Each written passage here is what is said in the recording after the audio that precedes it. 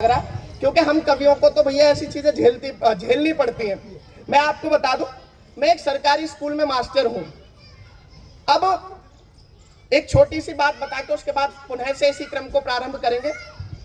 हुआ क्या, जब मैं भैया अपने स्कूल में पहली बार गया, जब मेरी पहले पोस्टिंग हुई, तो मैंने देखा स्कूल की हालत बड़ी खस्ता हाल है, सरकारी स्कूलों की अक्सर होती है। तो मैंने थोड़ा बहुत काम कराया, पुताई उताई कराई, सामने एक स्लोगन लिखवाया, विद्याधनम सर्वधनम प्रधानम। इसका मतलब आप सभी लोग भली भांति से जानते होंगे, लेकिन हमारे गांव के प्रधान जी घूमते घूमते स्कूल में आ गए। अब भाई साहब वो आ गए, उन्होंने सामने लिखा हुआ देखा, विद्याधनम सर्वधनम प्रधानम। तो उन्होंने पूछ लिया कि मास्टर जी ये बस लिखवाई दिया है, इसका मतलब भी तुम्हें पता है? मैंने कहा भाई साहब अगला स्टोर में बात कर रहा है, कुछ ना कुछ गड़बड़ जरूर है।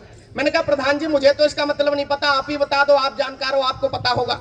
तो प्रधान जी ने जो मतलब बताया, अगर कहीं आप तक पहुंचे तो अपने हाथों को खोलना। प्रधान जी ने कहा कि गुरुजी विद्याधनम सर्वधनम प्रधानम का मतलब ये है कि विद्या के लिए आया हुआ सारा धन प्रधान जी का है। तो हमारे साथ ऐसी ऐसी स्थितियां भी हो जाती हैं, और यही बात खत्म नहीं होती है, बड़ी बड़ी बातें कर रहा था विकास, अभी आपके बीच में पढ़ के गया है। बहुत अच्छा कवि है, देश का श्रेष्ठ कवि है। लेकिन भैया मैं नरवरा में मेरा स्कूल है, और एक बार संभल में एक कार्यक्रम आ गया, तो मैं और ये दोनों साथ साथ जा रहे थे।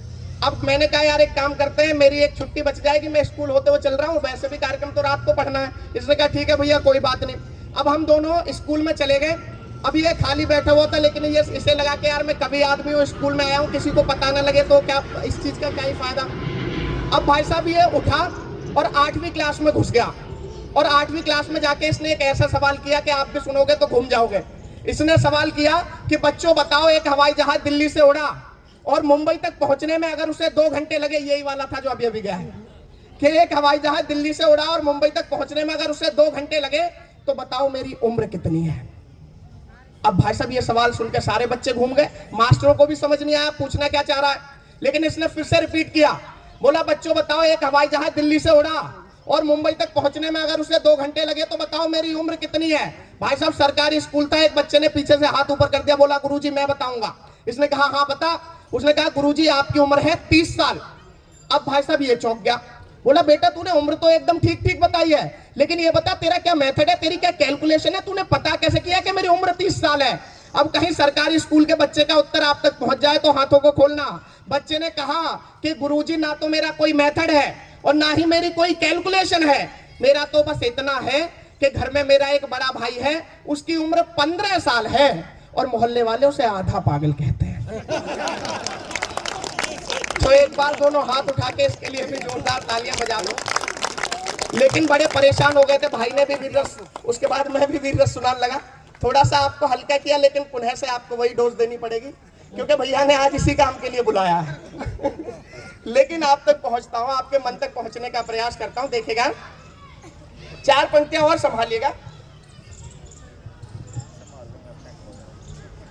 कहीं एक सवाल उठता है हमारे दिलों में, हम लोग अक्सर कह देते हैं बातों बातों में कि अब शिवाजी जैसे बेटे पैदा नहीं होते, अब महाराणा प्रताप जैसे बेटे पैदा नहीं होते। तो एक बात आपके समक्ष खड़े होकर कहना चाहूंगा, नारी शक्ति अच्छी मात्रा में यहां पर बैठी हुई है, इसलिए भी कह रहा हूं, आप लोगों से एक शिकायत करना चाहता हूं। हम कहते हैं कि शिवाजी जैसे बेटे पैदा नहीं होते, लेकिन शिवाजी को शिवाजी बनाने में उनकी माता जीजाबाई का बहुत बड़ा हाथ था। अगर वो उन्हें इस प्रकार के संस्कार नहीं देती तो शायद हम शिवाजी जैसी शख्सियत नहीं देख पाते। तब कहीं 4 पंक्तियों में बताना चाहता हूं कि कैसे पुनः से शिवाजी जैसे बेटे पैदा हो सकते हैं। अगर आगे से पीछे तक एक एक व्यक्ति सहमत हो तो फिर अपने हाथ खोलिएगा। कि कूट कूट संस्कार दिए जाएं लोरियों में, संस्कारों से न रुसवाई होनी चाहिए। कि कूट कूट संस्कार दिए जाएं लोरियों में, संस्कारों से न रुसवाई होनी चाहिए, और निज धर्म का भी अभिमान सदा रखता हो, देशभक्ति दिलों में समाई होनी चाहिए। और गुरु रामदास जैसे ज्ञानी ध्यानी गुरुओं की बालकों पे सदा परछाई होनी चाहिए। और हर एक बालक शिवाजी ही बनेगा, किंतु शर्त है कि मां भी जीजाबाई होनी चाहिए। हर एक बालक शिवाजी ही बनेगा, किंतु शर्त है कि मां भी जीजाबाई होनी चाहिए। और संभालिएगा, एक जब बात मुझे याद आती है, जब हम शिवाजी तक पहुंचे,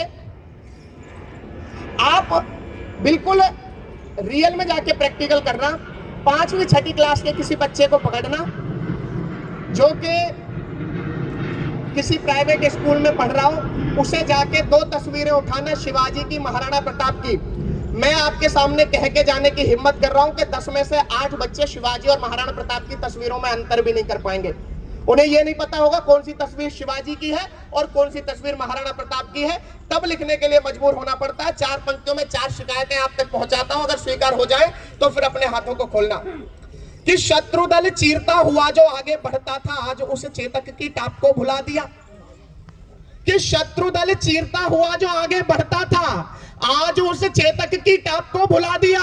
और धन के अभाव में न राह सूझती थी कोई, तब भामाशाह से मिलाप को भुला दिया। और अंधकार के प्रणेता हमलावरों के आगे रोशनी के पुंज सूर्य ताप को भुला दिया। और बाबर, हुमायूं, अकबर सभी याद रहे, फिर कैसे बोलिए प्रताप को भुला दिया।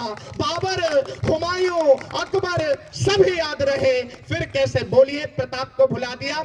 और अंतिम 2 छंद आपके बीच में रखता हूं, क्योंकि जब एक वीर रस का कवि मंच पर आए और उसकी कविता में उन क्रांतिकारियों की बात ना हो जिन्होंने भारत माता की गुलामी की बेड़ियों को काटने के लिए हंसते हंसते स्वयं को न्यौछावर कर दिया, तो लगता है कि कहीं अधूरापन है। मैं एक छोटी सी बात आपसे बताना चाहूंगा, उसके बाद पंक्तियां रखूंगा। कि जब भगत सिंह की मां उनसे मिलने के लिए उनकी फांसी से 1 दिन पहले जेल में पहुंची, तो भगत सिंह ने देखा कि मां की आंखों में आंसू है। इस पर भगत सिंह ने सवाल किया कि मां तू रो क्यों रही है। तो मां ने कहा कि बेटा, अगर कल तुझे फांसी नहीं होती तो तू एक प्यारी सी दुल्हन घर में लेकर आता और घर में रौनक आ जाती।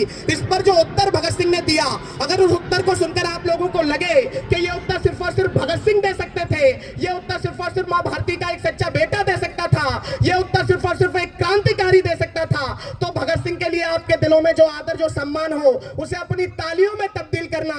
भगत सिंह ने कहा कि मां तू रो मत, बल्कि घर जाकर शादी की तैयारियां कर, पूरे घर को सजा दे, मोहल्ले भर में मिठाइयां बांट दे, क्योंकि तेरा भगत आज मर नहीं रहा, बल्कि तेरा भगत तो आज फांसी रूपी घोड़ी पर सवार होकर आजादी की दुल्हन लेने जा रहा है।